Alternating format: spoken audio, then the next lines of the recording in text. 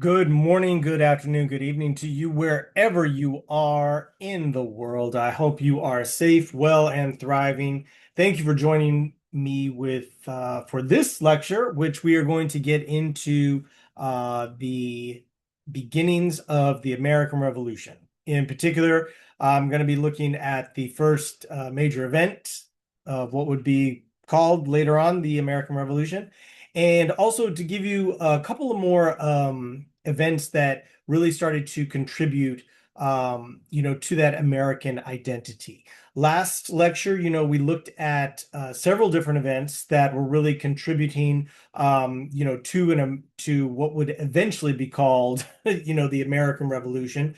But, moving from salutary neglect up to the period after the French and Indian War, the various conflicts that the colonists were having, it's important to understand that even when, um, after the intolerable acts are being imposed and Boston is literally under a state of occupation under General Thomas Gage, and even when Virginia calls, a delegation for all colonies to, meet to discuss, um, how exactly the conflict in Boston, along with the rest of the conflicts that had happened over the last, couple of years in the colonies, how they were going to address this. It is very important to understand that there are various ranges of understandings in terms of what this conflict is about. Some people in the colonies still feel that this is very much a New England issue,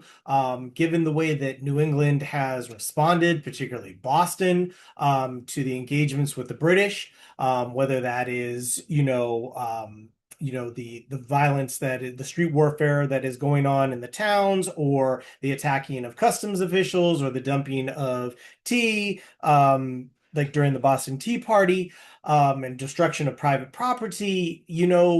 There are those that see that, well, that's their issue, right? So if we're talking about people like in North Carolina, South Carolina, Georgia, because remember, other colonies have other considerations, right? If you take the Southern colonies, for instance, they still very much see the need for British protection and defense. Why?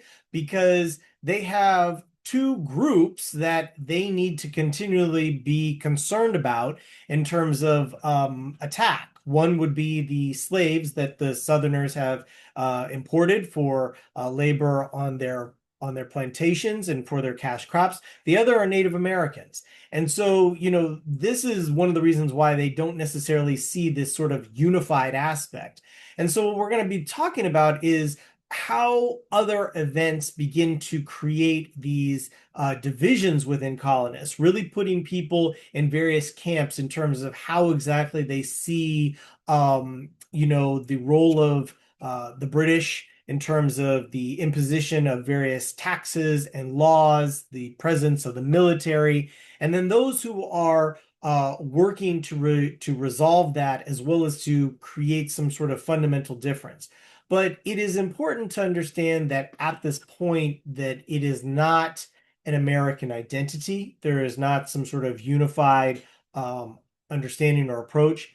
But what we will discuss in this lecture is really to look at those events that are happening from 1774 and 1775, looking at the First and Second Continental Congress, the other events that would bring people, especially the delegates to the Continental Congress, to come up with a resolve in terms of a military response to the actions of the British.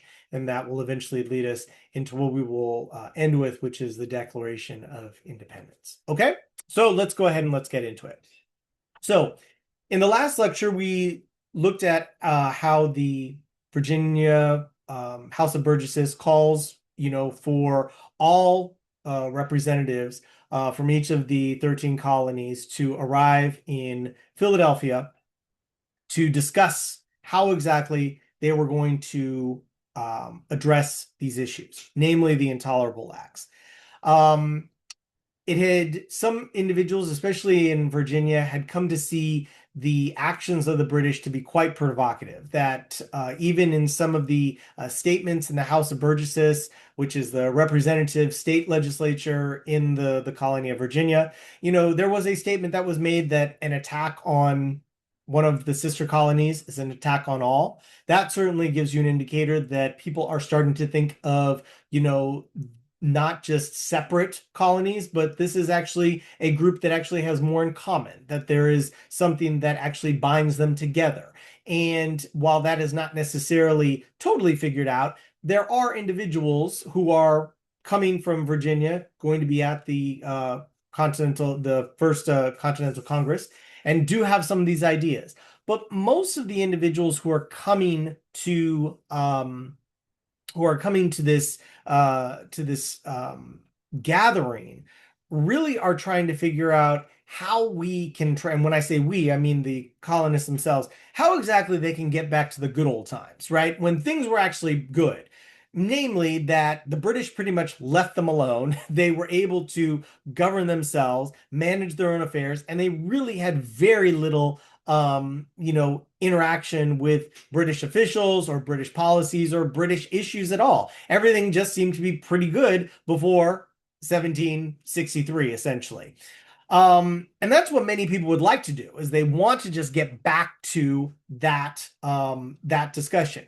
Now, I am going to talk about a couple of other events that do happen at the same time while the delegates are meeting. So remember, it's important to understand that yes, there are battles being fought. There are still skirmishes happening on the street. There's still issues between, the British military and colonists. So all of that's happening, simultaneously, that will eventually lead us to the Declaration of Independence for the purposes of this lecture. But what is important to understand is that when these individuals arrive in Philadelphia in 1774, many of them essentially, you could say that they were coming from different countries, right? Each of these colonies has a distinct culture. They have distinct religions, practices of faith that they follow. They have different ways in which they are represented and how they organize. Their economies are different.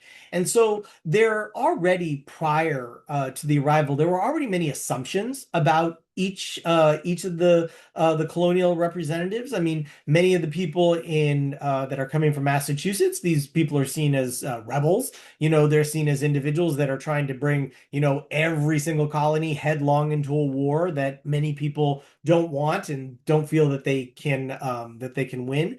And then there's others that are just not as sure. They're just like, well, I don't know what exactly our solution is. And this is what they begin to discuss. What is most important is that what comes out of this are a few things. The one is that there's a decision that they're going to send a petition to the king for redress in terms of the problems that they have faced, namely in terms of not just the intolerable acts, but the other several acts in taxation that are causing issues with the economy. The second is what is known as the Continental Association, and I will talk about that in a second in the next slide. And the last is, of course, to reconvene again. Okay, so they're going to have another discussion in the following year about this, because remember, it's going to take, several weeks, maybe even months for the king to respond, to that petition. And so the Continental Association is actually quite important. So the Continental Association was essentially a decision by the delegates there that they would, over a period of several months, there would be basically a gradual weaning away from anything British. So the first step was that they were going to stop importing British goods. So they would continue on the boycott that had been established prior, that they would do homespun. They're not going to buy British cloth. They're not going to buy British goods, tea, furniture, etc. And John Adams, who was a representative, from Massachusetts, and he's at the the Continental Congress, he was one of the people that really tried to get the colonists to the other representatives and, more generally speaking, the people on the continent to understand that if we are to change, we also have to change our habits. We have to change our tastes. We have to change our styles. We have to be able to, figure out things for ourselves and create for ourselves. That if we truly want to, remove ourselves from anything that is British in terms of its influence or control, we have to first start with goods. And that's where they begin, is they decide that they're going to stop importing British goods. The next thing is that they're going to stop consuming those goods, right? So they're not going to be drinking the tea and they're not going to be buying the furniture, not going to be, buying any of those goods. And then the third thing is that they're going to stop importing their goods, mainly their raw materials, to the British Empire. Now remember, this is the largest consuming section of the British Empire. So um to decide as a group that you're not going to consume, that you're not going to produce, and that you're not going to engage, this is something that brings the colonists closer together, right? It creates an association, certainly begins to give this distancing effect that we have our own, that we can rely on ourselves, and that we don't need to worry about the British, right? This is what begins to also contribute, not just, building from salutary neglect and the issues that, were happening over the period of time during that reimposition of British control from 1763 to through the early 1770s. But it was also that there was this sense that, because of these acts, we can take steps that actually create us more of an insulary, independent, and we become more reliant on ourselves, right? So that helps begin and build off of that identity.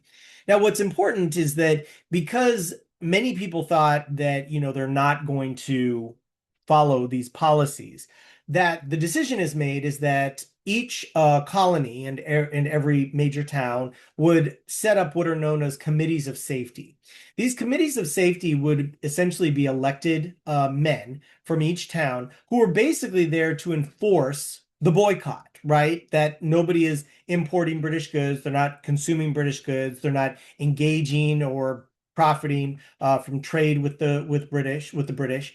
And essentially what these committees become is they basically become spy agencies on the ground, right? They're literally spying on their neighbors. They're opening their mail, they're going door to door, they're asking people to take a loyalty oath, and this is one of the first, I mean, there were other events, as we've seen with the rioting and the attacking of customs officials, the tarring and feathering, like these aspects, certainly are ones that, have already created some sort of distancing, or people have, pointed out, they're like, what, this is not me.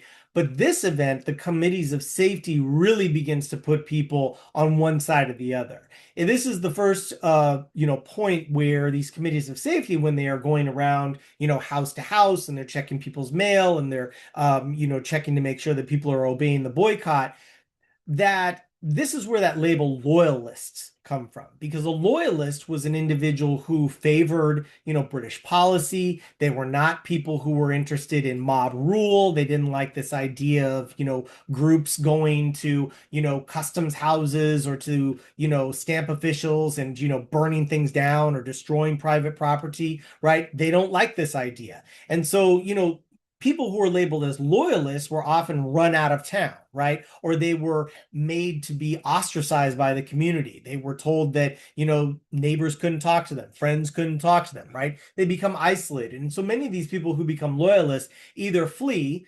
their towns and their communities, and they leave for areas that are, much more favorable towards the British, or they just try to leave the area altogether where, the colonial militias and the colonial committees of safety are not in charge. And so, what's important to understand about that is that, there's often this sense that, all Americans, all people during the colonies were all united, and that's just not true, right? This is probably one of those, parts of history that we don't like to talk about. We don't like to talk about the street warfare. We don't like to talk about, the violence, I mean, because essentially, these are people that are going door to door, guns in hand, asking, hey, let me see your papers, let me see your mail, let me, see your financial records, to make sure that you're on the up and up and that you're on their side. Because if they find anything else, imagine what's going to happen to you. So, just always to understand that. But it's also important to understand that while, after they meet in the Continental Congress and they come up with this position, this position and send the petitions and the committees of safety, there are other things that the British government starts to do that create even further agitations. With the colonists. The first is the Quebec Act in 1774. Remember, as a consequence of the French and Indian War, the British actually take over all of that area of Quebec, the areas of Ohio, in present-day Indiana, Michigan, all that French territory. Well, their decision, the British government's decision is that, well, to make sure that these are individuals that, we can depend on as a part of our empire, maybe we should extend them some rights and protections, right? And not only do they, provide them a degree of civil liberties, but they also allow them to move into the territories that were acquired during the French and Indian War, the same ones that they limited the colonists from going through in 1763 with the Proclamation Line, which essentially was one of the major contributing factors to this whole conflict in the first place, right? Was the ability to secure land. So when the colonists find this out, I mean, this just further enrages them, because one of the things that is clear is that from acts like this, it seems like the British government seems to be more and more of a problem rather than, the protectors. And because they're not the protectors, when Thomas Gage is, General Thomas Gage is, as a result of the Intolerable Acts, is put in charge of basically the colony of Massachusetts, his bringing in of troops, he decides that he's going to start to seize the gunpowder, right? Because every single town in every single colony was able to keep gunpowder on hand because they had to protect themselves. They had their own little militias. They had to protect themselves from Native Americans, right? They had to be able to put down any sort of attacks. And so, of course, because as we saw during salutary neglect, the colonists became very effective at defending themselves. So, of course, there'd be, gunpowder and ball and guns, in various towns. Well, General Gage decides that these things need to be seized and these weapons need to be seized, because if the rebels get to them, this is just going to create further hostilities and conflict. Well, as soon as, this is, people get word of this, the Massachusetts Assembly, which had previously been, disbanded as a consequence of the Intolerable Act, they get back to meeting. They don't meet in Boston. They actually meet in Colonial Williamsburg, and they decide that, we're going to get our own force together, right? Is that if the British are going to be seizing gunpowder, seizing weapons, that doesn't look like, from the colonist perspective, as a sign of protection. It looks like a sign of aggression. And so this is one of the reasons why the Massachusetts militia gets formed, numbering somewhere around the range of like 9,000 to 10,000 people, as a way to respond to this. Now, what's interesting about this is that because of the military presence of Thomas Gage and the British in the colony of Massachusetts, particularly in Boston, right, in the various colonial militias that are outside of, the town of Boston, so in the various other areas along the coast, this is one of those issues that begins to contribute to this idea that something is about to, essentially pop off. So here we come back into 1775. Now, a couple of things start to happen here, and I'm going to, go through these, rather quickly. You can see the little list here, and of course you can click on those links. But all of these events start to basically lead up to the eventual, significant battle that's going to happen at Lexington and Concord. Okay, so as was mentioned in terms of what takes place with General Gage and his decision that he is going to start seizing the gunpowder. So what happens is that there is a decision by Thomas Gage that he is going to move several thousand of his troops out of Boston. He's going to cross the water and he's going to go and try to seize the powder at the towns of Lexington and Concord, both of which are about 10 and 15, 20 miles away north of Boston. Now he's going to do this in secret. The idea is that he doesn't want anybody to know. Now, of course, in Boston, because Boston has been cut off from the rest of, the Massachusetts colony, as well as the rest of the colonies themselves, people who are still living in there are awoken to the fact that there's a bunch of literally thousands of British troops that are on the move. They're getting into boats and they're crossing somewhere. So, of course, this information is passed along to other people who are part of, the colonists who side with, the Patriots and side against the side and who are against the British. And they let people know. This is what becomes known as, the famous ride of Paul Revere and, William Dawes, right? The idea the British are coming, right? So what ends up happening is that Paul Revere and Dawes, they actually take two different routes, to notify outside of Boston, to notify the towns outside meeting up in Concord, to let the towns know that the British are on their way.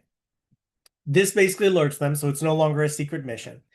And as a result, all along the way, as Dawes and Revere are letting the towns know, they are amassing their militia to get themselves ready to make sure that when the British arrive, that they are prepared. Now, what ends up happening is that the first town that the British arrive at on their way to Concord is Lexington. It's a smaller town than Concord, and they meet the militia there. So the militia is already the American or the colonial militia is already gathered on this area known as the Green, and the orders from their commander, is essentially that they are not going to fire on the British. Okay. So that they are going to make sure that that these individuals are not to be aggressors. They are simply just to see what's going to happen. And nobody knows what's going to happen at this point, right? Nobody is sure. The gentleman's name, I believe, was Parker. So they're on the Green. He's assembled his men. The British are approaching on the Green. There is an order given out by the British that they are to lay down their arms and to disperse and go back to their homes. People actually do start to disperse. They start to turn around, put their guns to the side, and they start to walk away. Then suddenly something happens. A shot is fired. Nobody knows who shot first. And we don't know if it was on the militia side or was on the British side. But as soon as that shot is made, the British unleash onto the colonists. Okay. So literally it becomes a massacre, right? Because like their backs are turned, they're facing the other way. It's not a fair fight. They basically just shoot them in the back and just mow them down. They break apart, they run back into their houses and everything else. So as that happens, the British begin to move on to Concord. Now, as the shooting has happened, the word gets out by other writers of what has happened. So now the other towns that are along the way to Concord, as well as to Concord itself, they know what's up. So now they know that the British, they're not just here to, seize the gunpowder. They're clearly here to kill people. So once they get to Concord, the individuals who are in the Concord militia decide that they're not going to wait for them in the town. They actually cross the Concord River, and they're on the other side of what is known as the North Bridge, and they decide to wait for them there. Once the British get into Concord, they don't find any of the weapons or anything like that. They find some guns, they destroy those. They find some flour, they break that apart. And then what they start to do is they start to burn down the town. Now, the men are outside of the town where the bridge is, to the north of the town, and they can see that the town is on fire. So then they start heading back towards across the bridge, and this is where they meet and this is where they meet the British. Once again, they do not open fire first. The first shots are made by the British. But this time, the conquered militia is ready, so they fire back and they keep firing, and they're actually so effective in their firing that they actually push the British back. They actually start to retreat to Concord, but they don't stop there.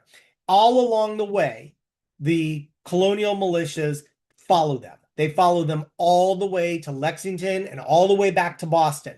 And what they do is they essentially create this ring around them that they would be shooting from them from the front, but they would also have other militias on the side. So along the road, they're getting shot from all sides, all sides. And so they have immense casualties. But it's not just the casualties, it's actually the mental warfare of it.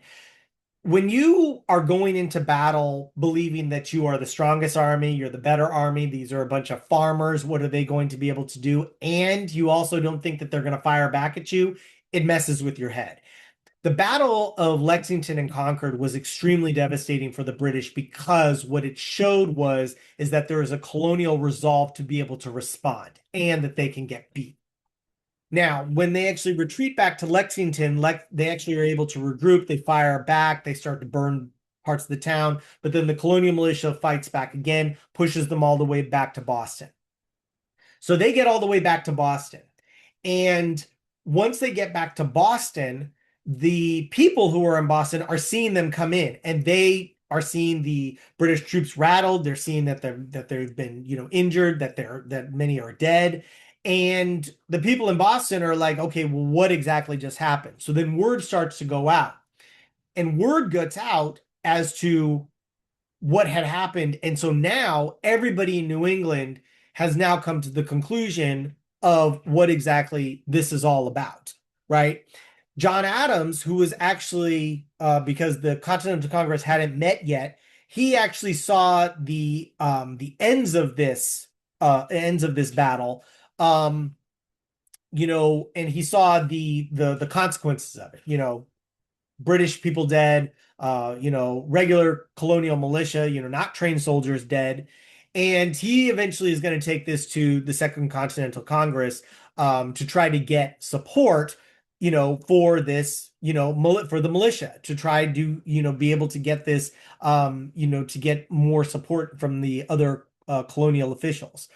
What is interesting to really understand is that because this is seen as where the war really begins and the tensions that happen as a result of it, it's important to understand that, this is that defining moment that really begins to change how people saw this war, right? And essentially what they see in this war is that the British are really about killing colonists. They're not interested in trying to put down a rebellion. They're not interested in trying to just take the weapons. They went in there burning the town and killing people. So now it's out.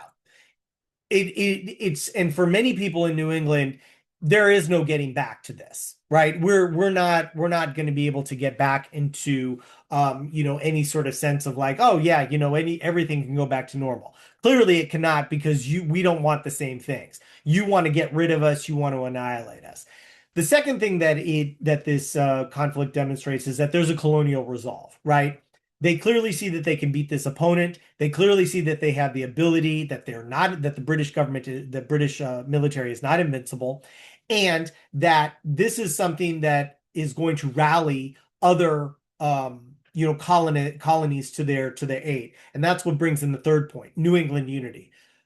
Connecticut, Rhode Island, New Hampshire all send their militia to the areas of Boston. And as a result, basically, they create this barrier around Boston Harbor that doesn't allow the British militia to ever be able to get back onto land again. They're not going to make an assault. It's not going to happen. So this builds that sort of unity, and this is what is going to be brought back into the Congress. Now, importantly, just to go back, to show some of these other things that starts to build some of this resolve, is that at the same, right after the Battle of Lexington and Concord, there is a move on the part of the militia, known as the Green Mountain Boys, and they actually seize Fort Ticonderoga. Um, right before this is like right at the same time that the Second Continental Congress is just about to meet, but they don't have this information. Okay, so they seize Fort Ticonderoga, and what's important about that is they're able to actually seize a huge amount of ammunitions, especially British guns. Basically, what we're talking about is cannons. Because remember, the colonists don't have the ability in which to develop these cannons. They don't have the smelting. They don't have the resources. So they are actually seize this, and they're going to use this to bring this back to Boston to be able to create a response to try to dislodge the British from Boston.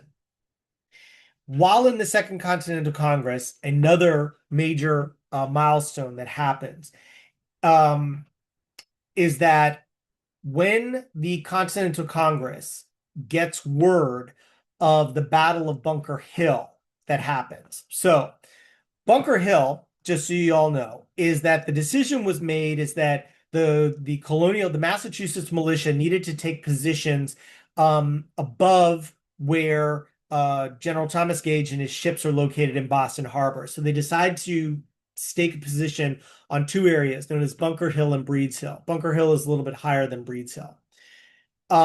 They decide to, stake in their positions, X, Y, and Z. Thomas Gage decides to engage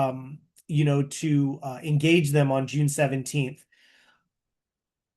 What essentially he does is he basically opens fire with four British warships on the hill, on the colonies, as well as on the town that's there. So once again, it's clear that people are seeing as a result of this that the British, intention is not to compel compliance. It is merely to eradicate these people.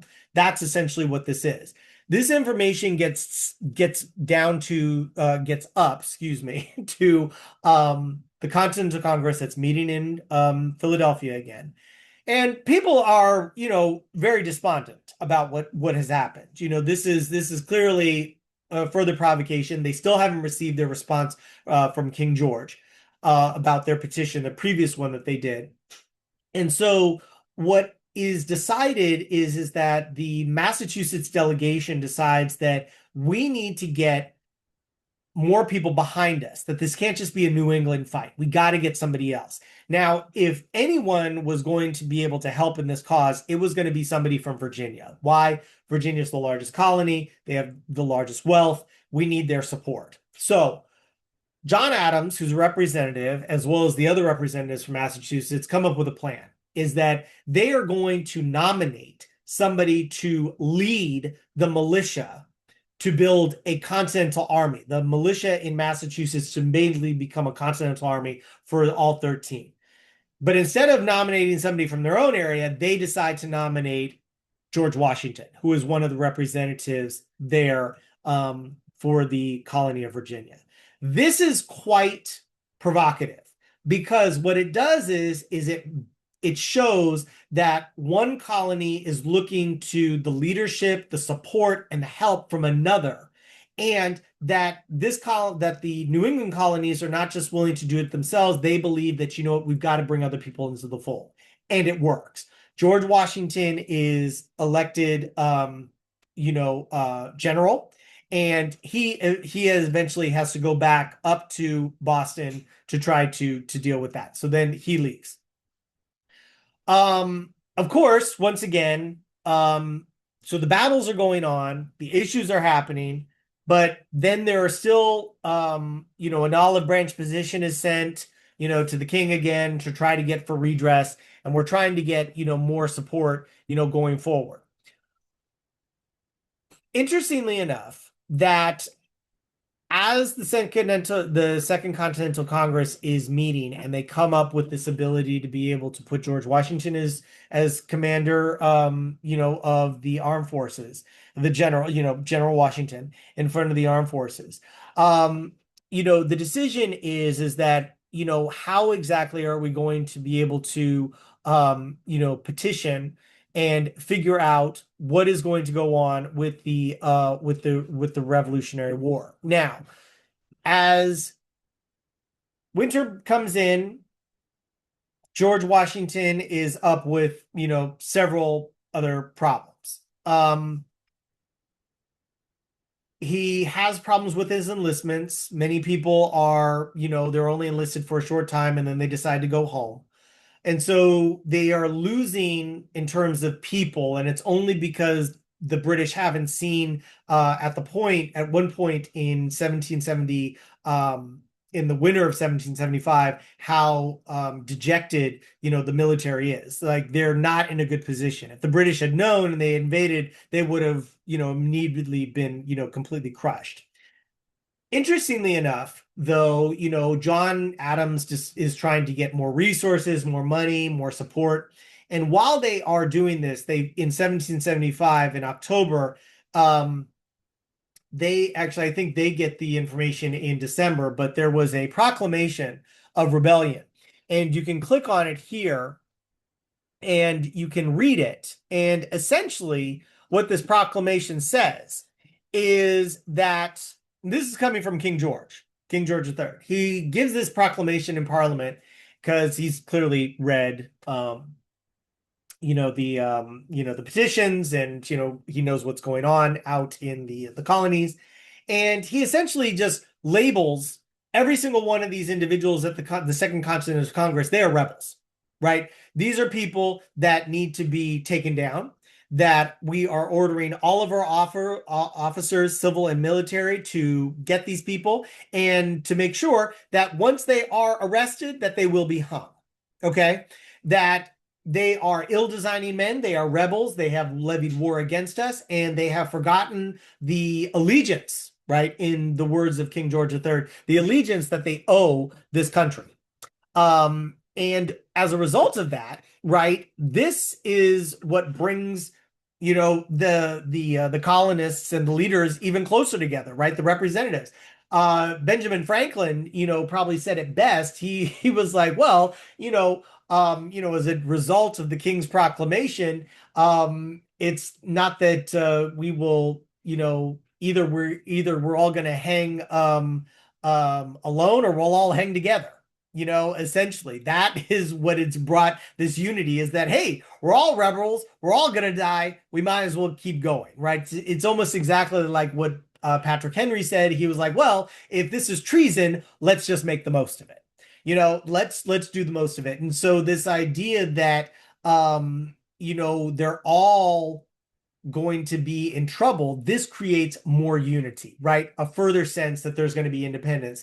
And it was John Adams at this time. He's like, look, we need to get everybody together on this, right? We're all seen as rebels. We're all going to be attacked. We know that the war is going on.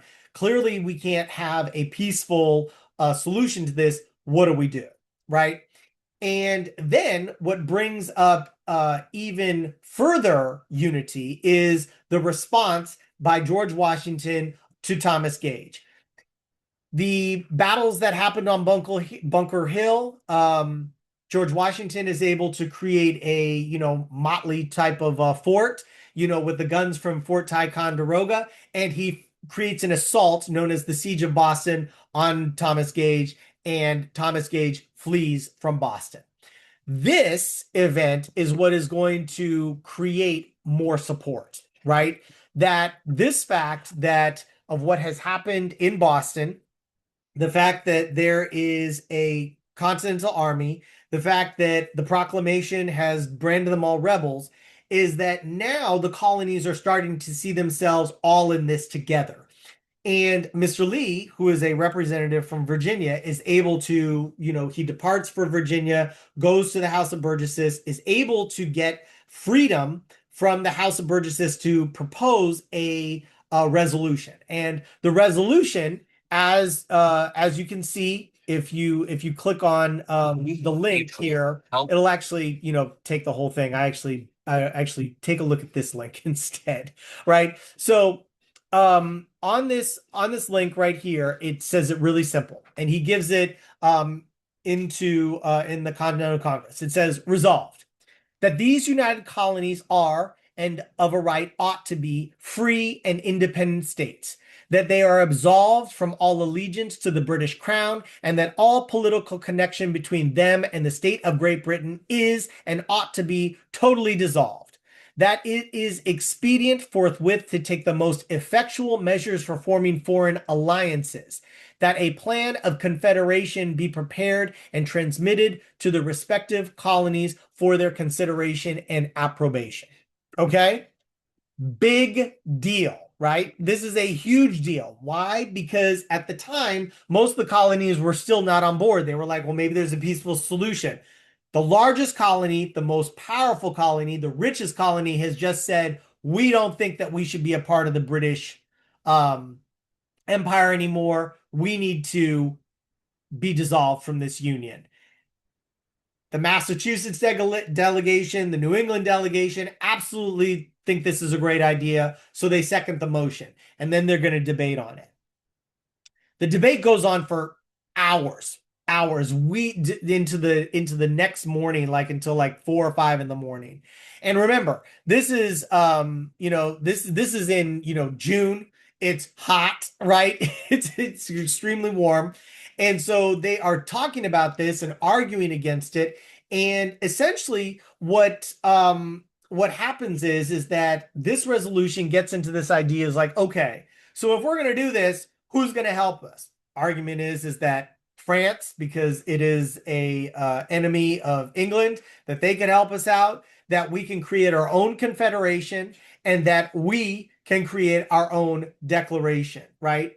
Now, at the end of the debate, there is a discussion that a declaration of principles as to why we are declaring independence needs to be written. And what they decide to do is there is a committee that comes up with this. And it is a committee of 5. So you have from left to right, you have Roger Sherman, Benjamin Franklin, Thomas Jefferson, John Adams, and Robert Livingston.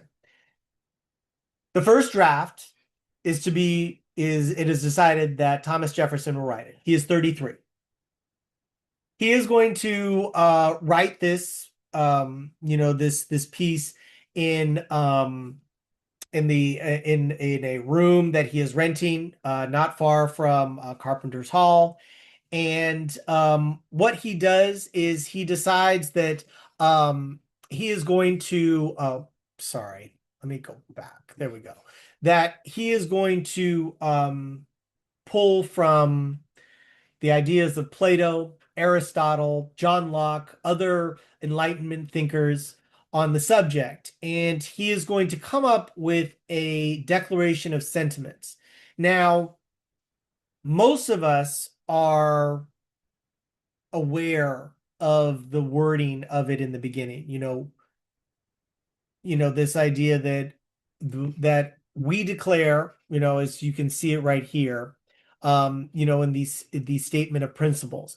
But what I want to focus on, more so is that, when Thomas Jefferson is drafting this, he understands that declaring independence it's extremely difficult. It's complicated because there were going to be multiple hands in this. Many people were going to edit it. Benjamin Franklin edited it, several times because he was like, look, there's just some things in here that, sound too religious. These are things that, has got to create a sense of hope and unity for the colonists. Because remember, in order for you to break away from a system of government, you have to give people that there is something better, right? That there's a hope for something better. And that is what is really captured in the beginning part of the Declaration of Independence. We hold these truths to be self-evident, that all men are created equal, right? That sentence right there is very powerful because what it does is it sums up this idea that, yes, under this system, we didn't have that. You had monarchy, you had nobility, you had gentry, you had a hierarchy of systems. Under this new system, because we need your support since we're going to be breaking away and obviously having a war, that there needs to be something that gives people hope for something more. And that is essentially what Thomas Jefferson is doing in the beginning part of this document. In the second part of this document, what he does is he lists out the justification for the revolution. He essentially declares, here are all the things that this king has done. Here are all the things that we have done to respond to it. Here are all the things that we have tried to do to solve this problem. And yet this is where we are, right?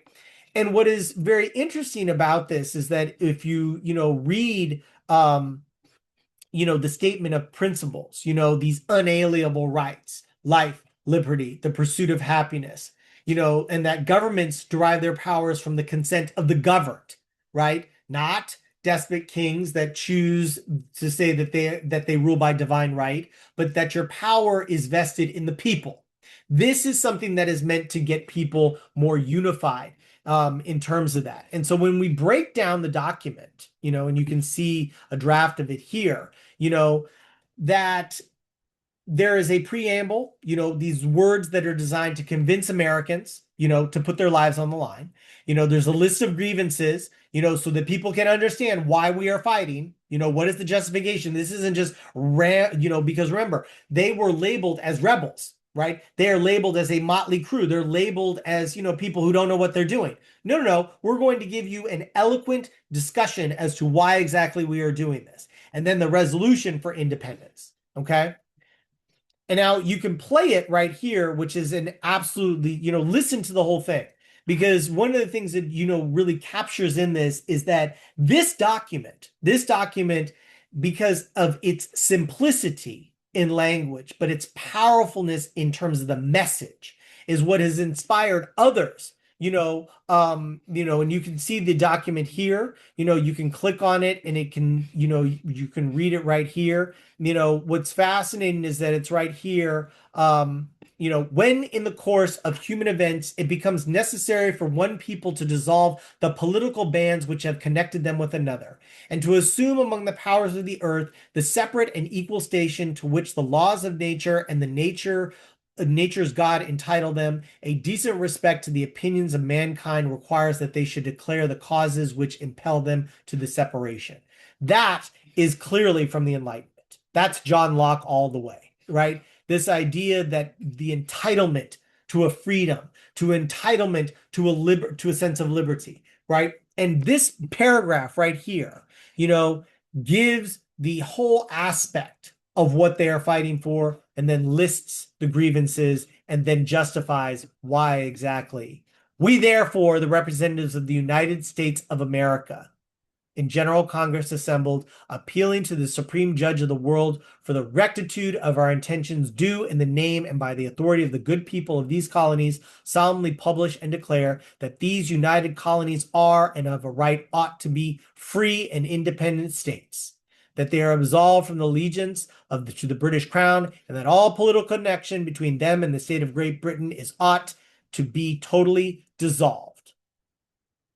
There it is. Fascinating stuff, isn't it? Now, think about what influenced him. Take a look of these pieces there. I've put on our canvas, Thomas Paine's Common Sense. Take a look at that. That was actually one of the best sellers during the period. At well over 10,000 copies were printed and sold, but it's also, pieces like the English Bill of Rights, the Magna Carta, the Declaration of Rights, right?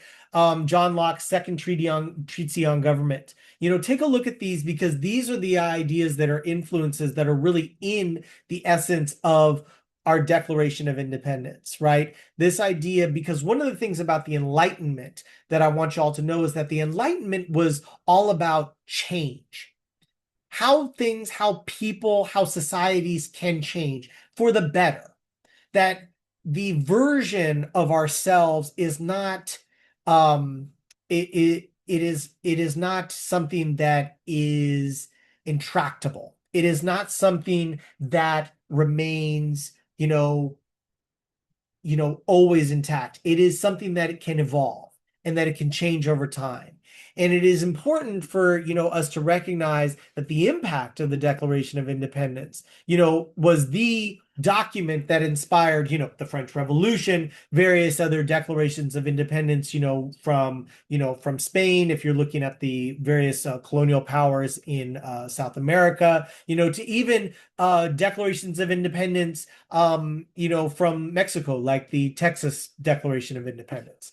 And so, so think about, those areas in that period, but most importantly, just understand that, this is that period in that those principles that are laid down in the Declaration of Independence really come about from the several events that happen to create that sense of need for separation, that it was clear what the British intentions were, and that despite the redresses that the colonists tried to do, this is what had to happen.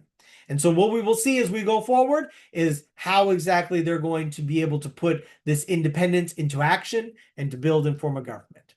If you have any questions or any comments, please feel free to reach out to me, but I look forward to seeing your posts soon.